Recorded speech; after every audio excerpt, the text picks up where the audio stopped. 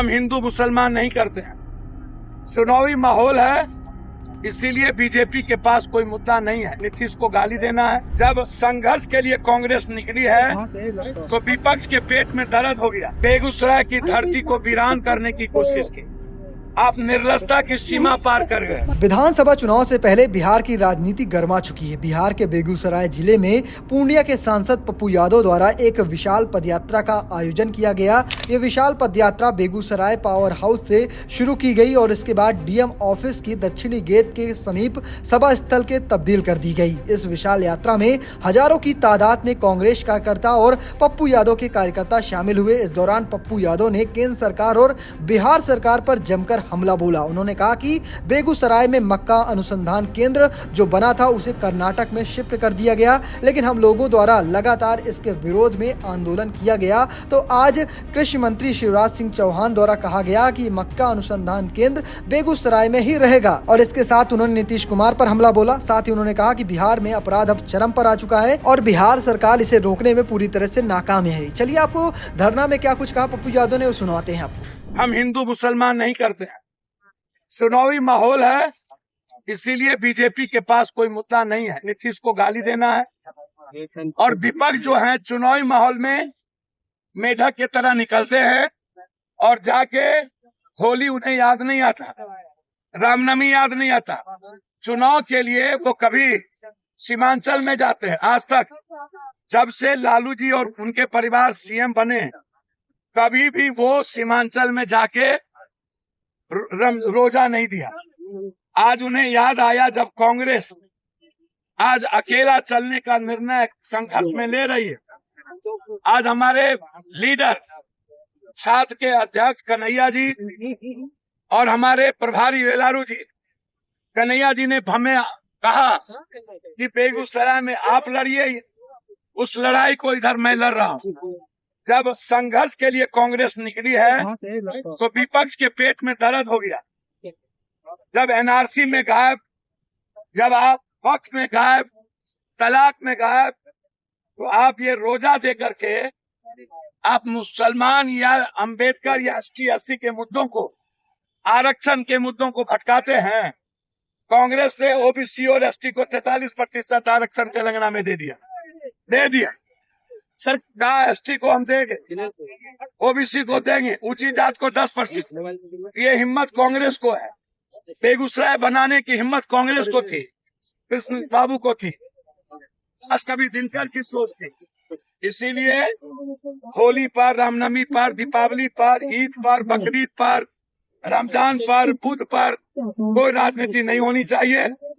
और इसीलिए बीजेपी हमेशा नफरत की राजनीति करता हूं। मेरा आग्रह है विकास की राजनीति कीजिए।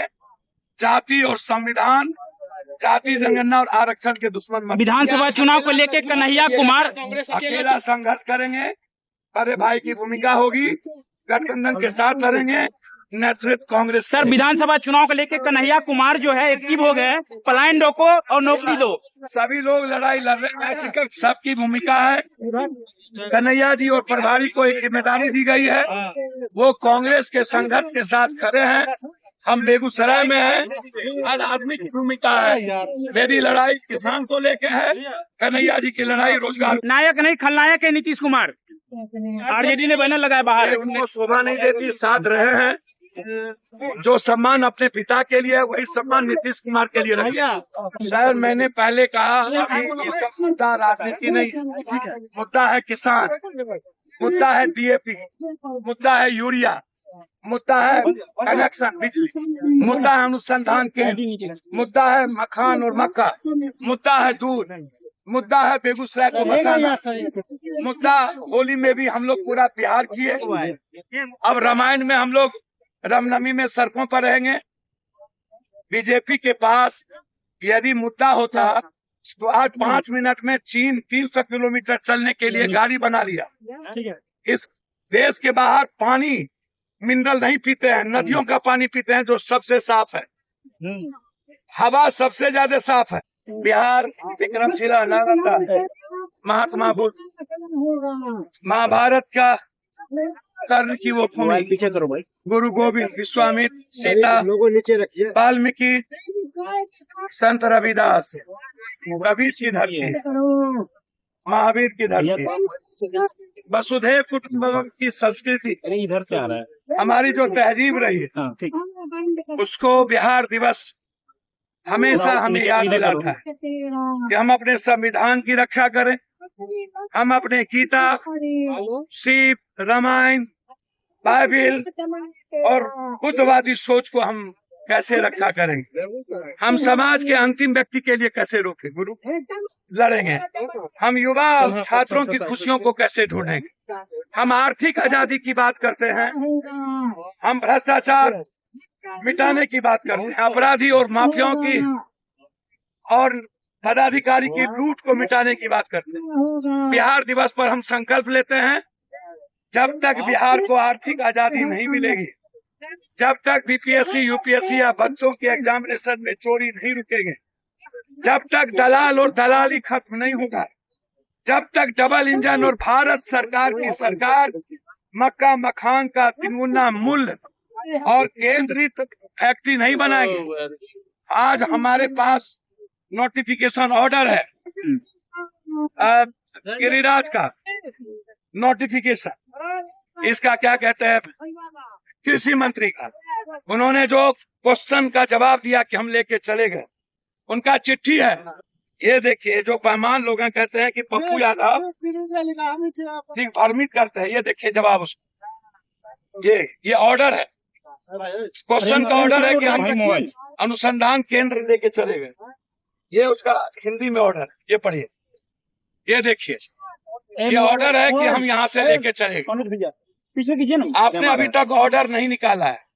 गिरिराज जी, हम आपका सम्मान करते हैं, आप मेरे यहाँ हर दिन भुट्टा खाते थे, याद होगा, हम दोनों साथ रहते थे, आप 3 बार मंत्री बने, एक ईटा बिहार में नहीं लगा। ये श्री बाबू का देन है, राज कवि दिनकर की सोच का देन है, ये वामपंथी संघर्ष का देन है कि आज भी बेगूसराय जिंदा है। गिरिराज जी, आपने एक ईटा नहीं लगाया, उल्टे मिथिला, कोसी, सीमांचल अंग और बेगूसराय की धरती को वीरान करने की कोशिश की। आप निर्लजता की सीमा पार कर गए, आप ठहाका लगाते हैं। सदन में पप्पू यादव हंगामा नहीं किया होता और कृषि मंत्री को चिट्ठी देकर के घेरा नहीं होता, सदन के बाहर हम ना लड़े होते, तो आज जो ये कह रहे हैं कि दिग्भ्रमित करते हैं, ये लड़ाई नहीं होती। फिलहाल आप कैसे देखते हैं पूरी खबर को कमेंट बॉक्स में लिखिएगा और पेज को फॉलो करना, चैनल को सब्सक्राइब करना बिल्कुल मत भूलिएगा। धन्यवाद।